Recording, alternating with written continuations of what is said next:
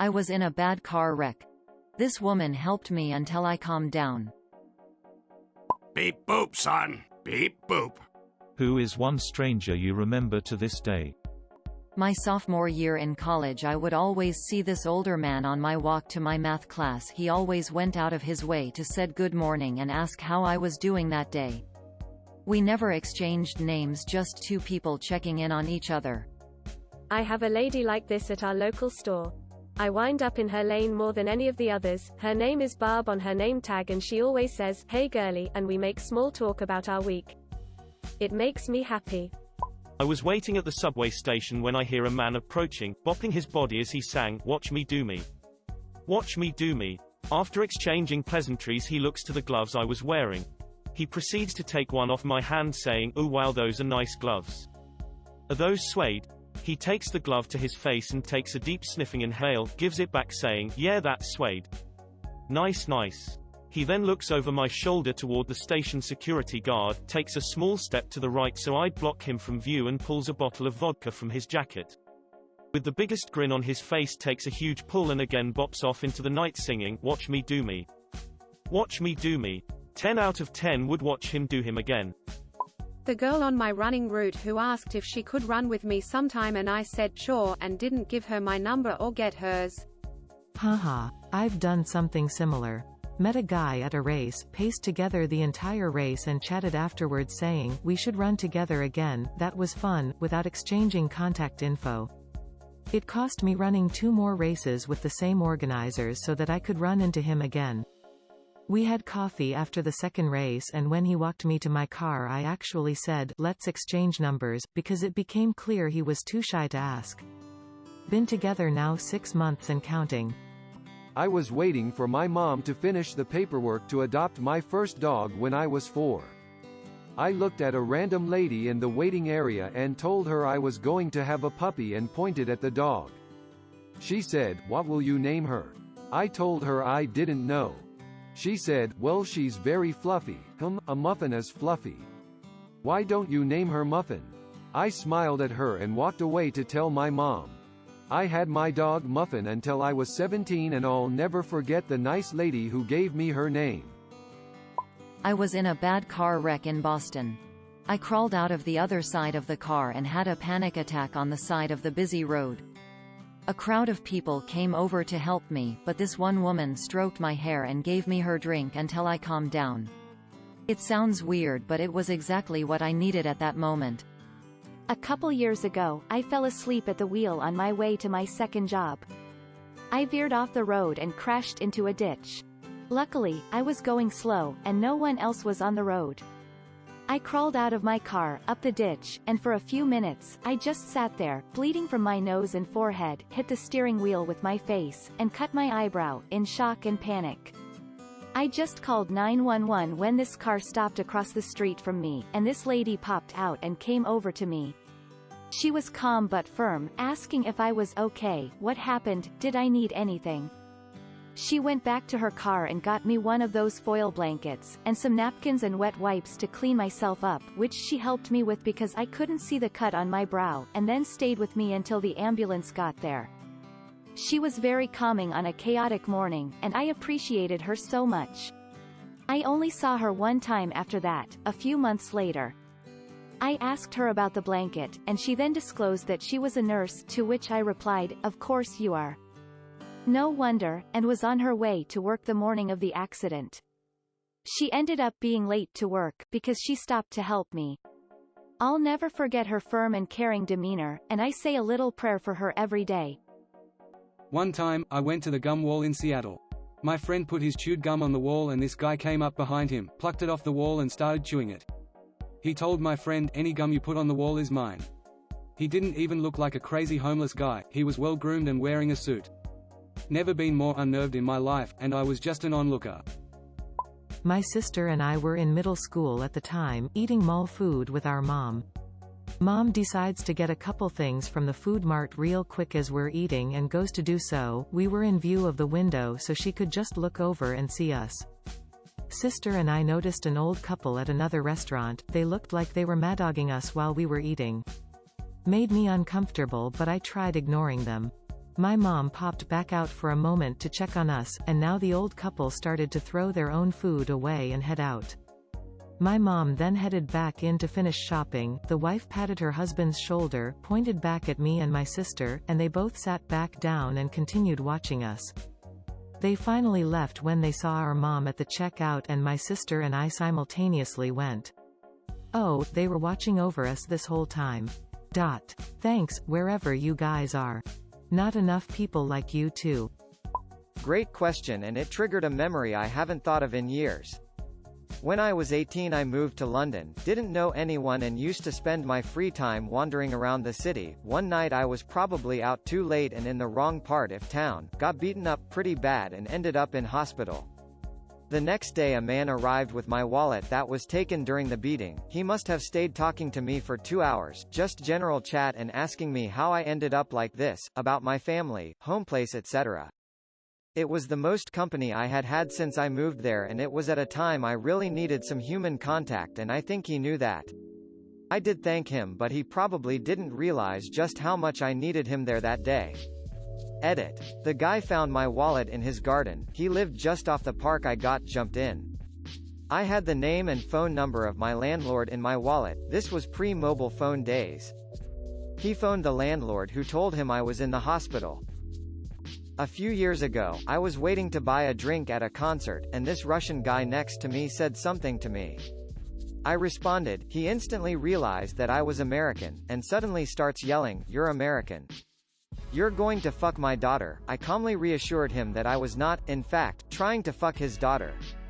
He seemed satisfied with that, then handed me a shot of really bad vodka and disappeared. I think about that guy a lot. I also feel bad for whoever eventually fucks his daughter.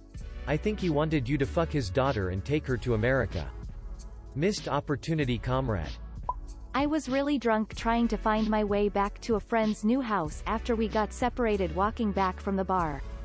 I was in a dress and heels with no coat in the middle of a Canadian winter. A guy was randomly walking and noticed how drunk I was and offered to help me find my friends. He stayed with me all night, walking at first and then driving in his car until I sobered up, trying to find my friend's house. I didn't have my cell phone on me and no money. It could have turned out a lot worse. He gave me a pair of pants and a jacket, and when I finally sobered up around 8 a.m. I realized that my friend's house was on the street behind his house. Thank you, kind stranger, for staying with me and making sure nothing happened to me. That kinda reminded me of my friend's story. Because it's about a guy going out of his way to help someone. When she was 16 she went to visit someone in another state. The people got mad at her and threw her out. She was sitting on the ground crying. A guy who looked about 20 came up and asked her what was wrong. She told him how they just threw her out, wouldn't let her get her stuff or call her mom. He told her he was in the service and would help her. He took her up to the door and knocked. Then just told him she was getting her stuff. She did. Then he took her to the bus station. Paid for her to call her mom on the payphone. Paid for her bus ticket home and waited until she was on the bus. She said she kept waiting for to hit on her or ask for her number or something. Then once the bus took off she was like, wow. He didn't even want anything. He did it just because. When I was a kid there was a man who would hang out at the side of the playground, not because he was being a creeper but because he was really far into special needs and he had a mind of a child. He would stand there as the kids went running by and blurt out, "Hi. I'm Larry." He did this for all 5 years of grade school. I think about him often, to be honest. He was so happy, yet all he wanted to was play with us when we would play kickball or whatever, but wasn't allowed to step onto the playground. This makes me really sad. I hope he is living his life happily.